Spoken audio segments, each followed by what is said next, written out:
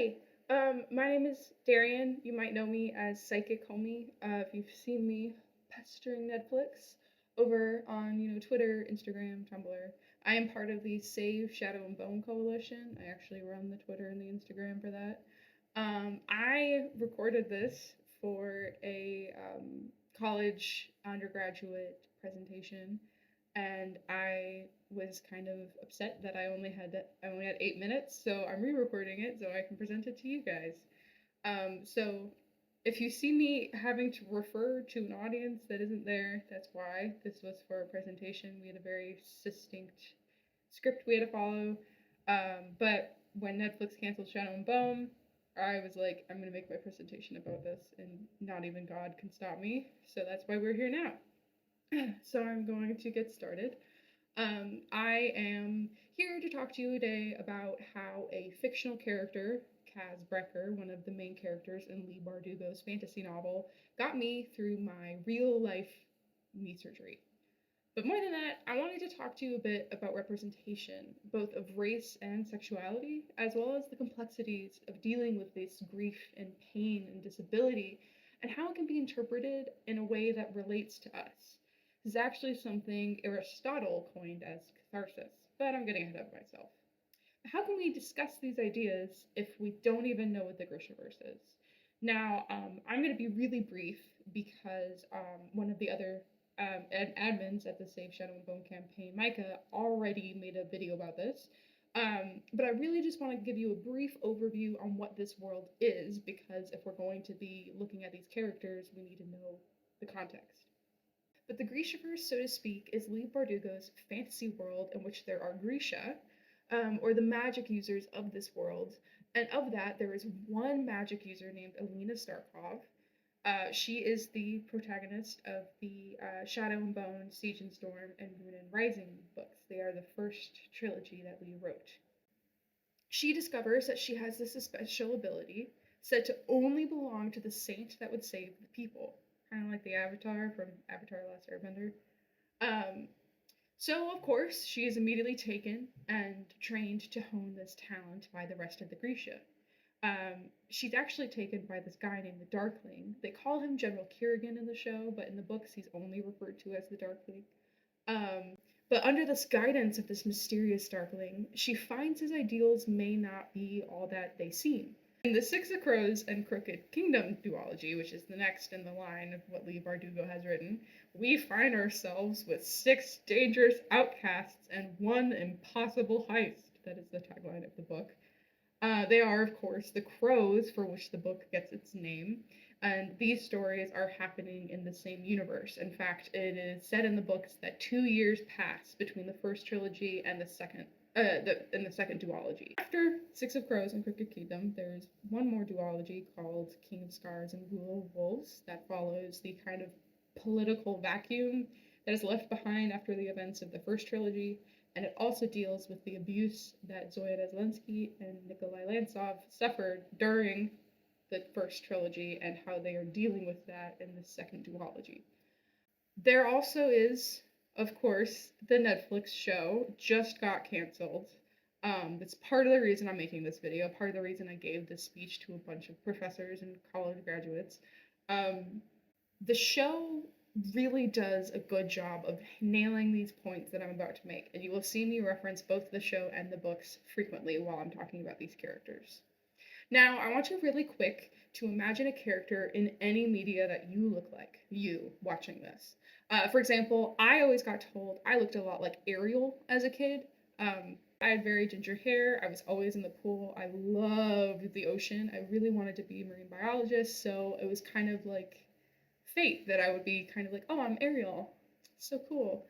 And I was Ariel. I could look at her and resonate with her. And there was a lot of kids in my school that had characters like that, that they could see themselves in.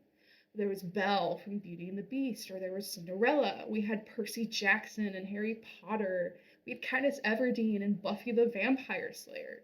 But I realized I grew up in a Midwest town with a lot of white kids.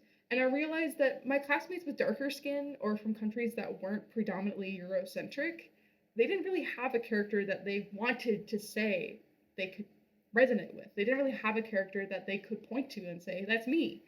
They were either side characters or little nothings that showed up on screen briefly. They really couldn't point to a truly inspiring character that they liked and that they looked like. And in the Grishaverse, they have that. And so I actually want to talk about some of those characters. First character we have is Jesper. She's one of the crows that I was talking about earlier, and arguably the heart of their crew. And Jesper is played by our queen, Amita Suman, in the live action. And she was one of the first characters I wanted to talk about with race because she is so vital to this conversation, in my opinion.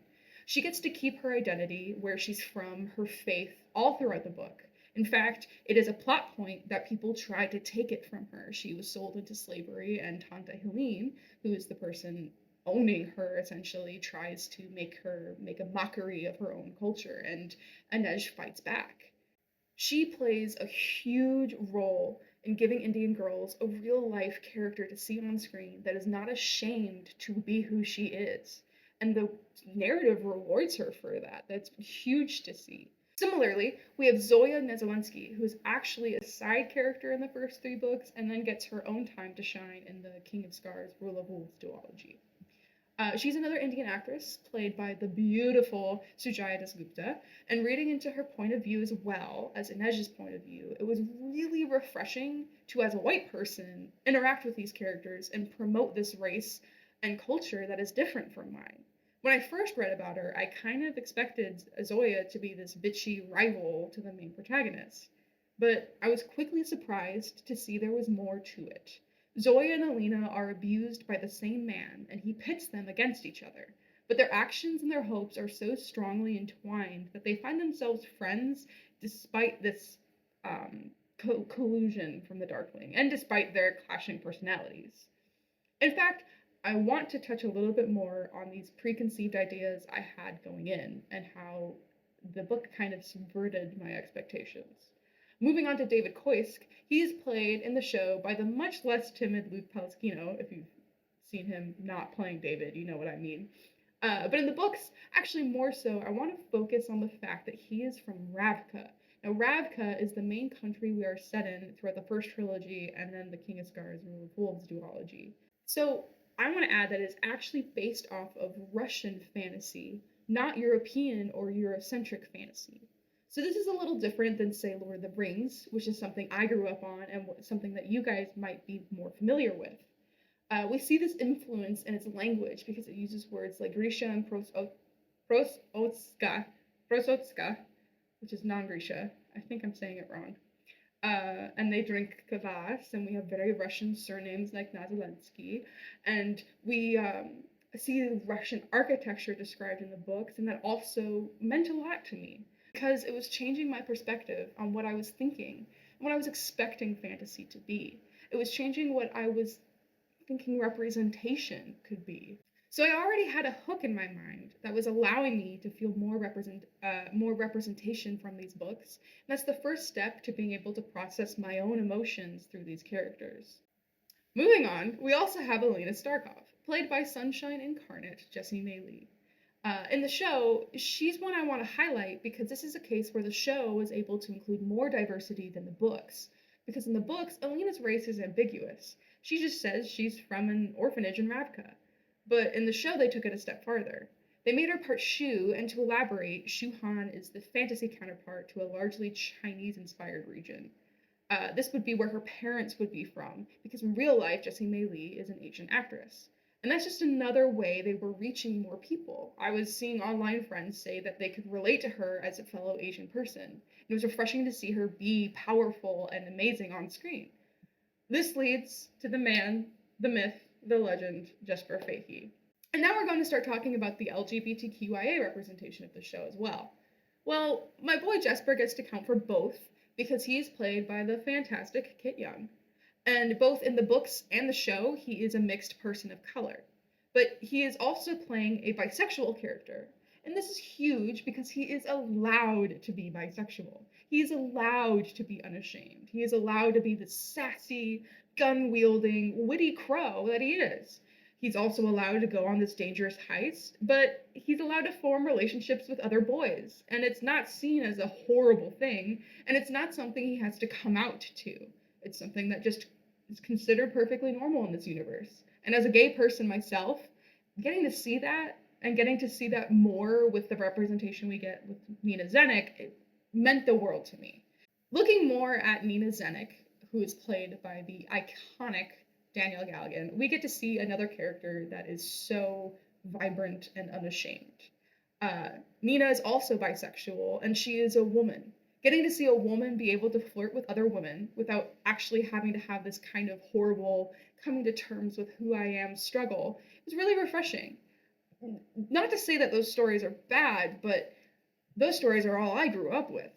And as a Midwesterner with religious trauma up the wazoo, getting to see a character that was proud of themselves and unashamed in their sexuality and their beauty and their voluptuous indulgences. It was amazing. It meant the world to me. And I think Danielle Galligan really encompassed that when she was portraying Nina on screen.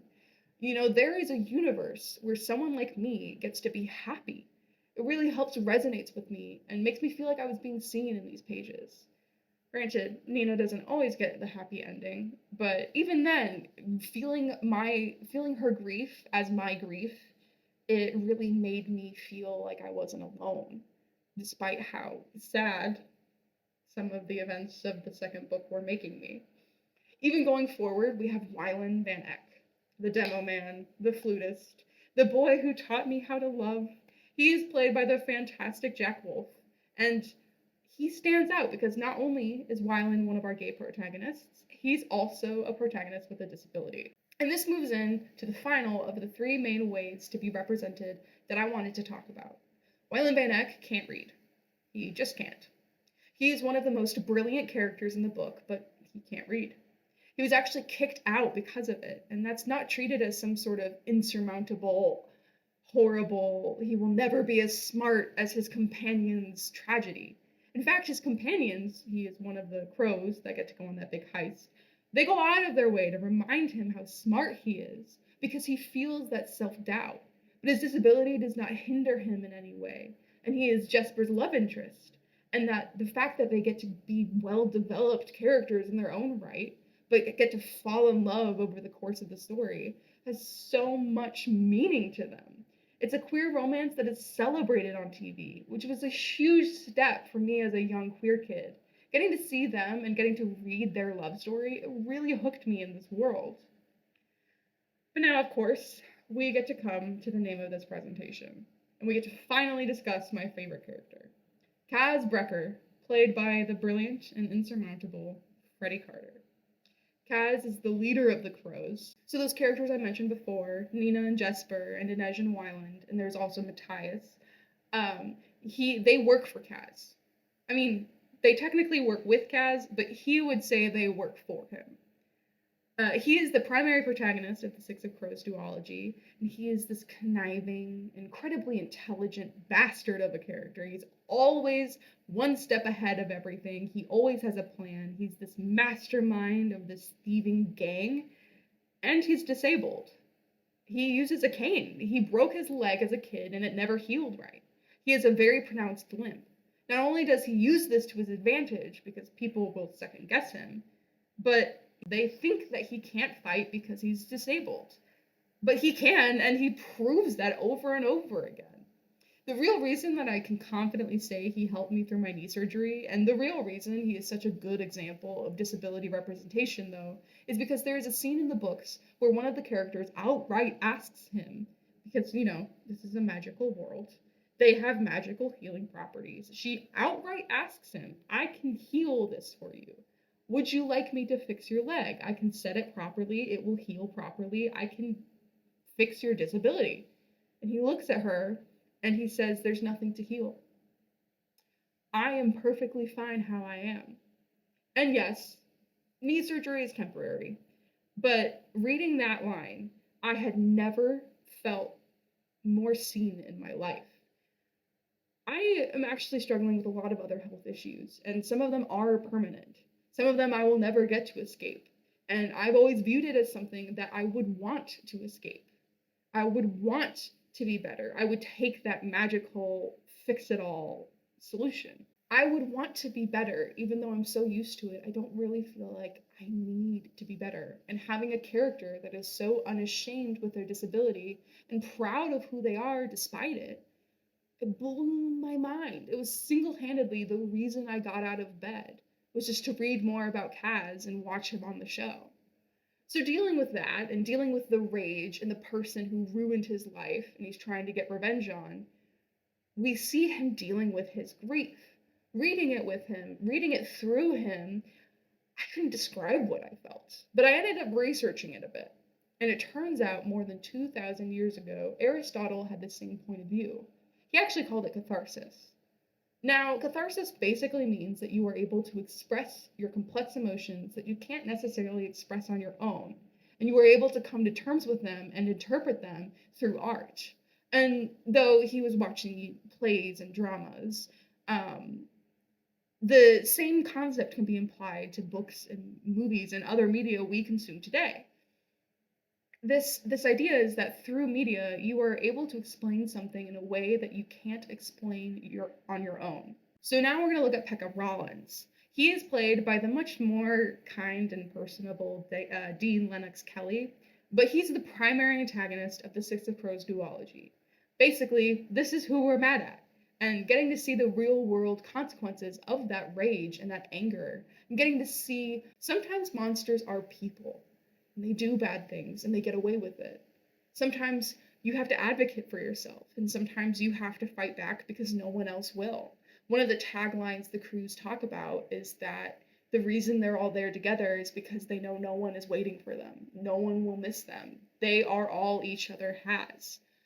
And having to become an advocate for myself, having to come to terms with my disability, to walk down to the Disability Resources Management office and fight for myself and stand up for myself at college, I had to deal with my real life Pekka Rollins. In fact, the last character I want to talk about, and kind of the overview of this idea of catharsis that Aristotle was sharing with us, is Genya Safin. She is played by the hauntingly beautiful Daisy Heath. I love her. But Genya Safin is one of the characters in the original trilogy with Alina. She goes from being described by her beauty and kind of encompassed by her beauty, and she is her beauty, and it's all she has. She ends up betraying the main character, only to get betrayed in turn. I know I'm spoiling it a little bit, but it is for the sake of proving a point. So she gets betrayed right back. She gets horribly maimed by her abuser, and her abuser betrays her even though she took his side, and she loses everything. Somehow, though, she is reminded by her friends that she is stronger because of what she's lost. That resonated with a lot of us. David describes her as steel and that she is unbreakable despite what she has lost. And the rest of her friends, Alina and Zoya and all of the other Ravikin crew, they remind her that she has stood for so much more than she has lost. And as someone who feels like they are losing everything right now, it really resonated with me, and I think Daisy Heath's performance really showcased that. So to conclude, I want to talk about how representation of people of color and their characters, it matters. LGBTQIA stories, they matter. And how we deal with this is different for everyone, but everyone has a story they can relate to or resonate with. This story may not be for you, but that doesn't mean it deserves to be cut short. Catharsis is great, and it's great for people who have that representation, but it's even more important for people who don't have that representation. That's why projects like this matter. That's why there's a whole coalition out there trying to get this show renewed and trying to get the Six of Crows spinoff. Now, I could go into the whole conspiracy theory that Netflix only canceled it because of the writer's strike and that Netflix is a failing corporation, but that's just my opinion, and it's one I'm not going to talk about right now. I really wanted to focus on why Leigh Bardugo's works need to be celebrated. And actually, that's where I'm going to conclude my speech. It's where I concluded it in the actual one I gave live, and it's where I'm going to conclude this one. But if you have any more questions, we do have a link tree that I am linking down below. It is full of the Discord where you can ask questions. It has all of our social medias. You could watch the show and tell us what you think. You could read the books and tell us what you think. If you're a huge fan and you've already done all that, you can just hang out with us on Twitter. Like I said, my friend Micah has already made a really good video on the coalition and what we're trying to do. I just wanted to share this essay since I had to do a lot of research and I had to talk a lot. So yeah, I think it's interesting that 2,000 years ago we were still having these moments of genuine rage and grief and love felt for media, and it matters even now. I think Aristotle would definitely sign our petition.